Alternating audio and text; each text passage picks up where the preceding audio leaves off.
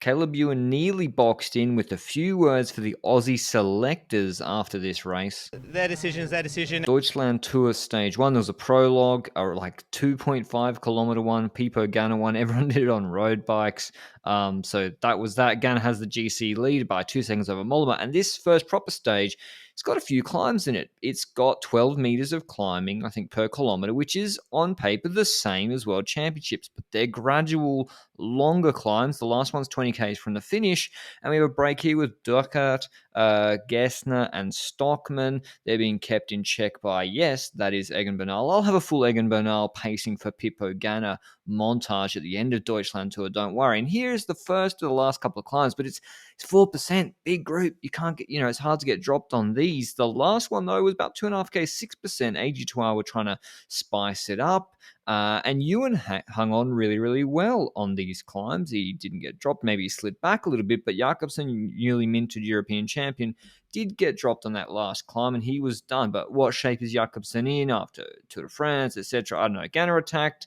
Lotto are marking it. When you see Lotto marking it, and I think Bahrain marking it for Jonathan Milan, who's been quite good this season, albeit a bit aggressive in sprints. You know that both Lotto and Bahrain are interested in pacing for Ewan and Milan, and that Ewan is in the group. So we'd have a flat sprint. AG2R tried a team attack. Again, I think is that share on the back of Van Avermaet.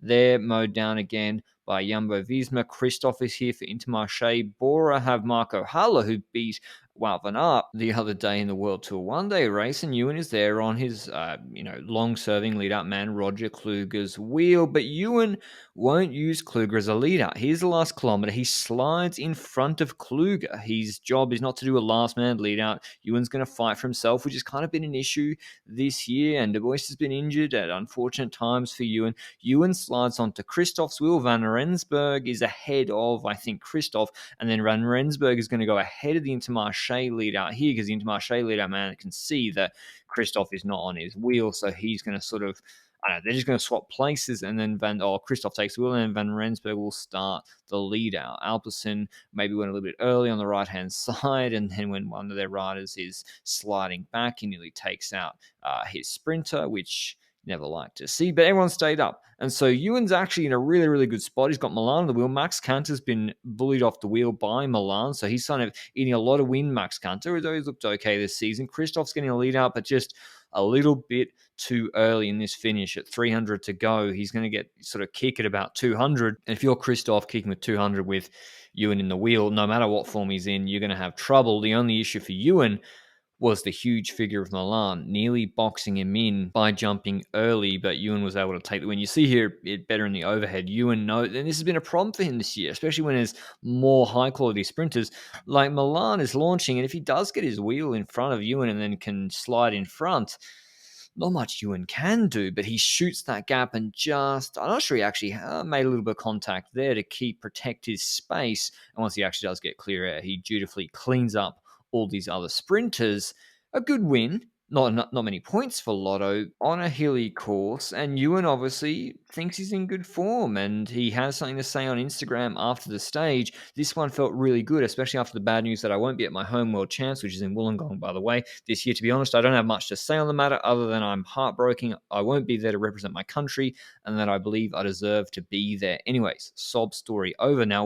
The World Champs course, the Aussie team just got selected. It looks like it revolves around Michael Matthews. It's, yes, hilly, and this stage was hilly, but they are very, very different courses. Like the climbing in this Deutschland Tour Stage 1 course, as you can see, mostly gradual, and the last climb crests with 20 Ks to go, and we don't have Alaphilippe, Van Aert, Evenepoel, Pogacar, the best punchers in the world in this race, whereas the World Champs profile is about 12 repeats of a 1K 9% climb, which has got steep sections in and which crests 7Ks, 8Ks from the finish. This is not Milano San Remo. That being said, this is what Ewan had to say after the stage. Is this an answer to that decision of not taking you to the Worlds? Their decision is their decision, and it's true that I haven't been performing the last few months, but I always believe when I have a really big goal like home World Championships that I was super motivated to get ready and try to win it. But like I said, they have their reasons and have to respect that.